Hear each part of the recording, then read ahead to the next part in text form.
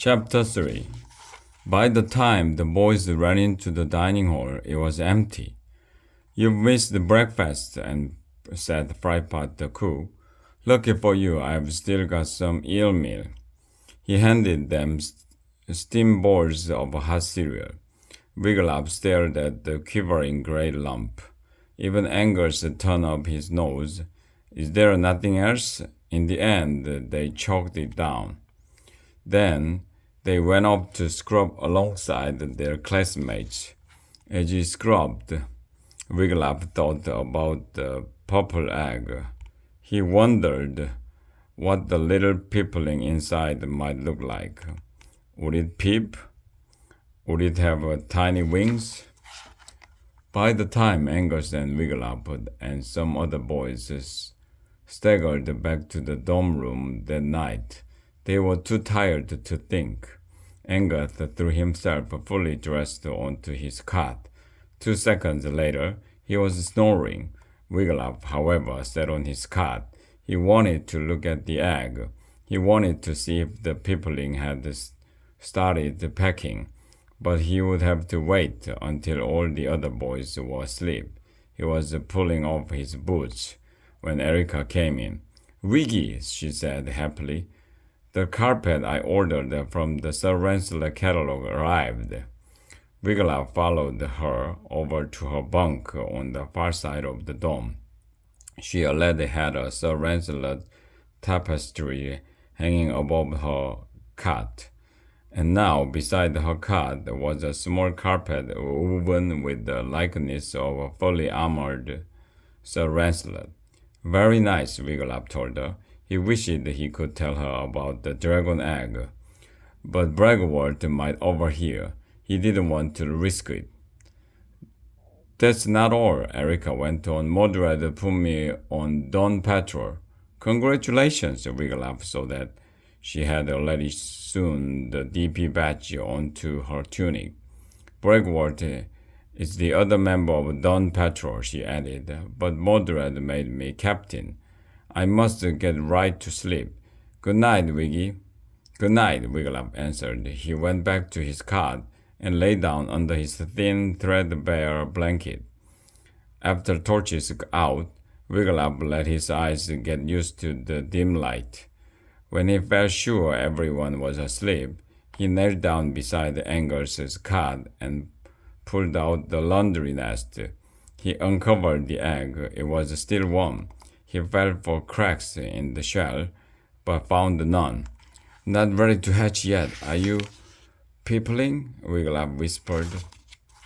Then he lifted his own thin blanket and put the egg down at the foot of his cot. Ah! It felt good, having a warm egg on his cold feet. Wigglytuff closed his eyes. He was glad the scrub-a-thon was over, but could DSA really pass inspection? Wigglytuff didn't think so. Not unless the inspectors had bad eyes and stuffy noses. Ta, ta, ta, ta. The noise woke Wigglytuff from a deep sleep. He sat up. Ta, ta. There it was again. Ta, ta, ta, ta, ta, ta, ta. Suddenly it hit him. The egg. It was hatching. Ta, ta, ta, ta. A dim glow lit the room. Holding her mini torch, Erica padded over to his cot. "Ta ta ta ta ta ta ta ta." "Wiggy," she whispered. "What's that?" "Sit down, Erica," Wigglytuff whispered back. "I have something to tell you." "You're joking," Erica said when she had heard all about the purple egg. "Ta ta ta. No joke." Wigglytuff pulled back his blanket.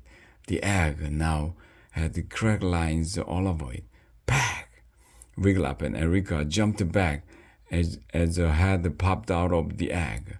A circle of purple shell sat atop it like a hat. The peepling had a long neck and a little snout. Its eyes were shut. "A peepling," breathed Erica. "Pink ears," whispered Wigglytuff. "It's a boy." The peepling yawned. Wigglytuff thought he had never seen anything so cute. He reached out a hand to touch it, but before he could, the little dragon ducked back into its shell.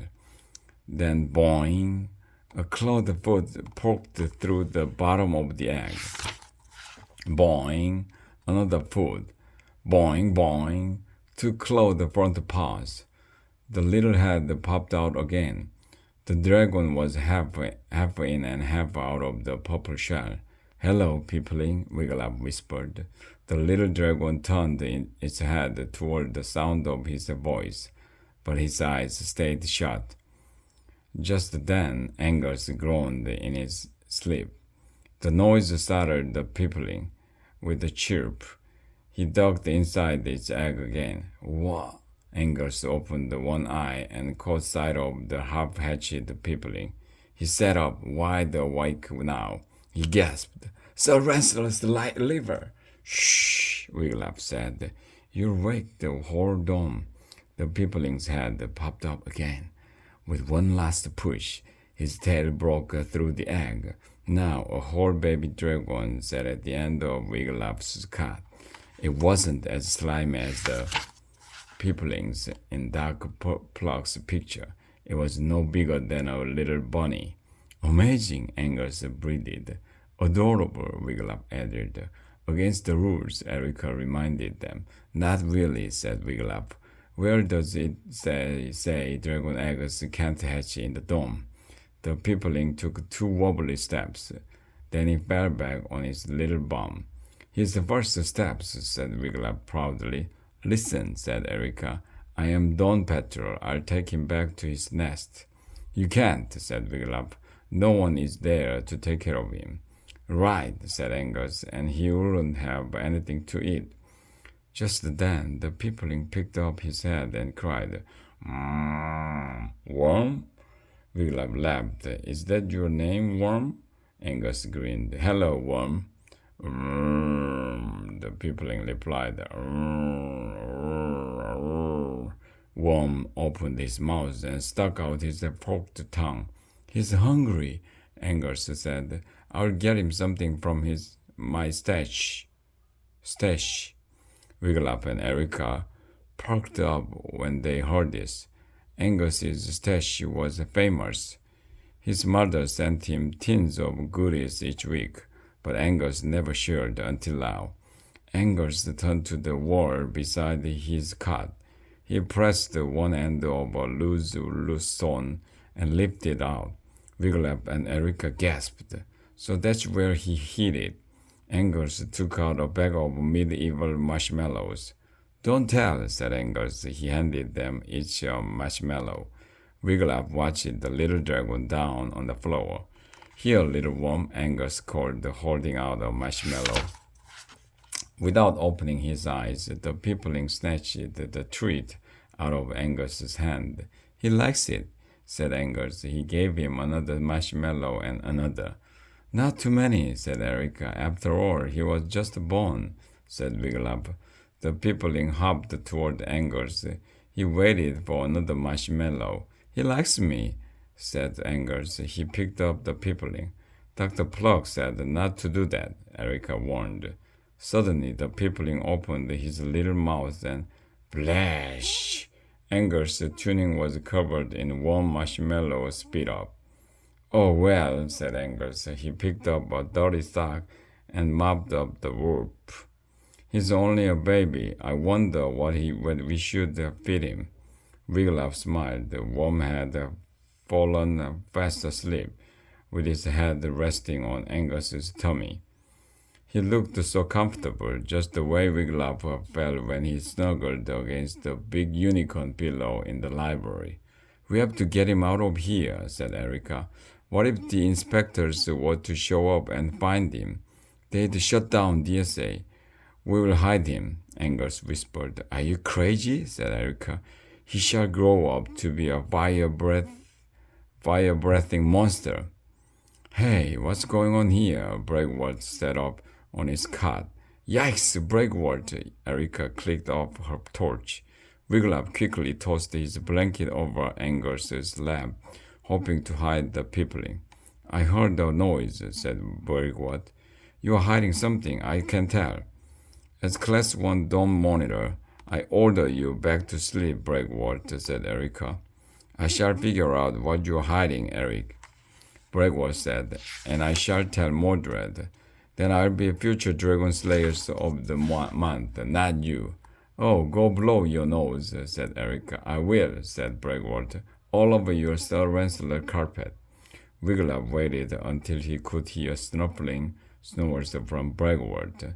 Then he whispered, We do have to get Worm out of here, Anger said. But where? Perhaps the henhouse, Wiglaf answered. No one goes there. I will ask Daisy to look after him. He turned to Erica. You won't tell anyone about the peopling, will you? What peopling? Said Erica. I never saw any peopling. She headed back to her cot. Wiglaf threw on her tunic. Angers had no need to, for he had slept in his. Then, with the sleeping peopling wrapped in his blanket, Wiglaf and Angers tiptoed out of the dome.